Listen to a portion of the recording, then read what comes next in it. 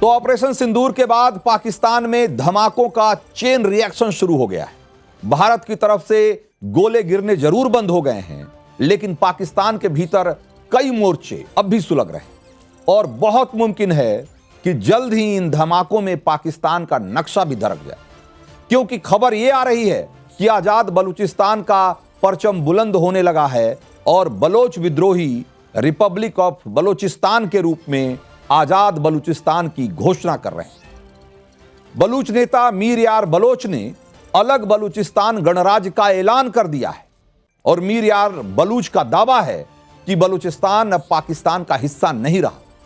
मीर यार बलोच ने एक्स पर एक लंबा पोस्ट लिखा है और उसमें उन्होंने यूनाइटेड नेशंस से शांति मिशन भेजने की मांग की है। बलूचिस्तान में भारत से दिल्ली में बलूचिस्तान की एम्बेसी खोलने की अपील की है और पूरी दुनिया में इस बात की जबरदस्त चर्चा हो रही है। बलूचिस्तान से किया गया ऐलान पाकिस्तान की टूटती हुई ताकत का सबूत है, क्योंकि बलूचिस्तान के लोग अब एक खुलकर कह रहे हैं कि हम पाकिस्तान नहीं, आजादी चाहते। बलूचिस्तान से आए क्लियर कट मैसेज को सुनने से पहले बलूच नेता और यार बलूच ने क्या ऐलान किया है, जरा इसको भी जान लीजिए। तो मीर यार बलूच ने लिखा है कि हम भारत से अनुरोध करते हैं कि वो बलूचिस्तान के आधिकारिक कार्यालय और दिल्ली में दूतावास की अनुमति दे। हम संयुक्त राष्ट्र से भी अनुरोध करते हैं कि वो बलूचिस्तान के लोकतांत्रिक गणराज्य की स्वतंत्रता को मान्यता दे और मान्यता के लिए अपना समर्थन देने के लिए संयुक्त राष्ट्र के सभी सदस्यों की बैठक बुलाए। हम संयुक्त राष्ट्र से भी आग्रह करते हैं कि वो बलूचिस्तान में अपने शांति मिशन तुरंत भेजे और पाकिस्तान की कब्जे वाली सेना से बलूचिस्तान के क्षेत्रों, वायु क्षेत्र और समुद्र को खाली कराए और सभी हथियार और संपत्ति बलूचिस्तान में छोड़ने के लिए कहे। सेना, फ्रंटियर कोर, पुलिस, सैन्य, खुफिया, आईएसआई और नागरिक प्रशासन में सभी गैर बलूच कर्मियों को तुरंत बलूचिस्तान छोड़ देना चाहिए और बलूचिस्तान का नियंत्रण जल्द ही स्वतंत्र बलूचिस्तान सरकार की, राज्य की जो नई सरकार है, उसको सौंप दिया जाएगा और बलूचिस्तान की स्वतंत्र सरकार का राजकीय समारोह जल्द ही होगा। इस समय हम अपने मित्र देशों के राष्ट्राध्यक्षों को राष्ट्रीय परेड देखने के लिए और हमें आशीर्वाद देने के लिए आमंत्रित करते हैं। यह है मीर यार बलोच का पोस्ट, जो पूरी दुनिया में जंगल की आग की तरफ फैल गया है। आजाद बलूचिस्तान का ऐलान पाकिस्तान के गले की फांस बन गया है। लोग पूछ रहे हैं कि क्या पाकिस्तान का नक्शा बहुत जल्दी बदलने वाला है। ऑपरेशन सिंदूर के दौरान भारत ने पाकिस्तान में जो बारूद बरसाए, उसने बलूचिस्तान में आजादी के शोलों को और धधका दिया है। सुनिए डॉक्टर महरंग बलूच को, कि जिनकी सभा में बहुत बड़ी संख्या में लोग उपस्थित थे और उनके सामने उन्होंने क्या पैगाम दिया।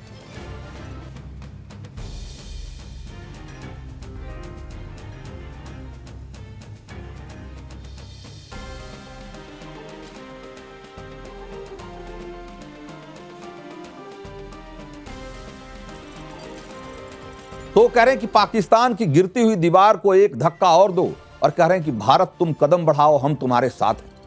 ये तब है, ये तस्वीरें उस समय की है जब पाकिस्तान के खिलाफ भारत का ऑपरेशन सिंदूर चल रहा था। आप खुद समझिए कि पाकिस्तान में जो बलूचिस्तान का इलाका है, वहां आजादी को लेकर लोगों में कितना जोश है आज की तारीख।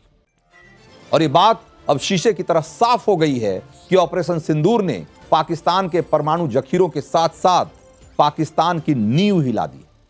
कभी बलूचिस्तान इस्लामाबाद के हुक्मरानों की जमींदारी हुआ करती थी, लेकिन अब यहां बलूच विद्रोहियों का दबदबा है। जमीनी हकीकत यह है कि बलूचिस्तान में पाकिस्तानी सेना की पकड़ अब बलूचिस्तान की राजधानी क्वेटा के आसपास ही सिमट गई। आजाद बलूचिस्तान की घोषणा और इसके बाद बलूचिस्तान लिबरेशन आर्मी यानी बीएलए ने पाकिस्तान के खिलाफ अपने हमलों को और तेज कर दिया है। बीएलए ने 51 ठिकानों पर 71 नए हमले किए हैं और उसकी जिम्मेदारी भी ली। बीएलए ने दावा किया है कि उसने पाकिस्तानी सेना और आईएसआई के ठिकानों को तबाह कर दिया है। बीएलए ने अपने बयान में कहा है कि उसने केच, पंजगुर, मस्तुंग, क्वेटा, जमुरान, तोलांगी, कलुकी और नुस्की जैसे इलाकों में नए हमले किए हैं और कुल मिलाकर Baloch liberation army, Baloch republican army और बलोचिस्तान लिबरेशन फ्रंट, इन सब लोगों ने मिलकर जनरल मुनीर के नाक में दम कर दिया है। साथ ही बीएलए ने पूरी दुनिया को एक मैसेज भी दिया है कि अगर पाकिस्तान को इसी तरीके से बर्दाश्त किया जाता रहा तो इसका अस्तित्व ही पूरी दुनिया की बर्बादी का कारण बन जाएगा। पाकिस्तान के राजनीतिक विश्लेषक आरिफ फजाकिया आजाद बलूचिस्तान को लेकर क्या कह रहे हैं, जरा एक बार उनको भी सुनिए।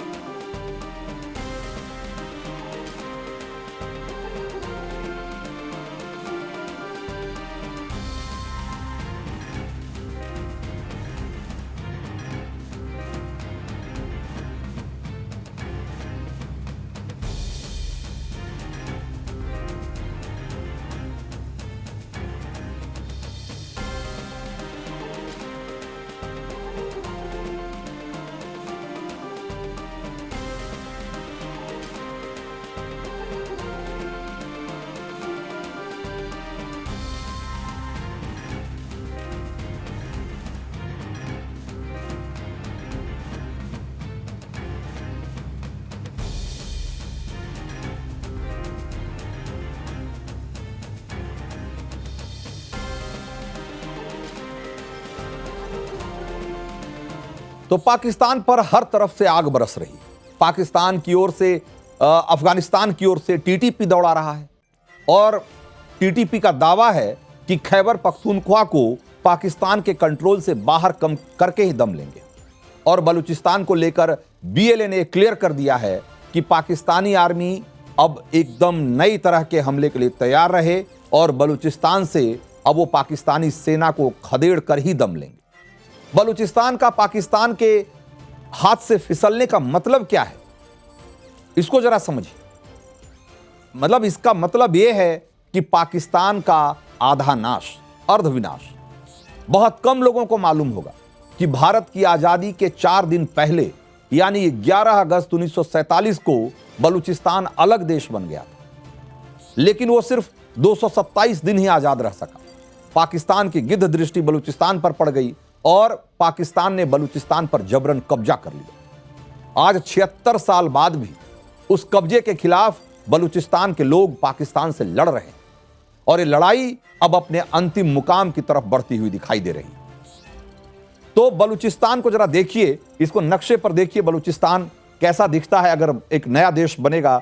तो यह है पूरा पाकिस्तान का नक्शा और इस पाकिस्तान के नक्शे में जो इसका पूरा क्षेत्रफल है वो 7,90,000 वर्ग किलोमीटर है। पाकिस्तान का पूरा क्षेत्रफल, उसमें से जो बलूचिस्तान है वो उसका सबसे बड़ा राज्य है, सबसे बड़ा इलाका है और इसकी जो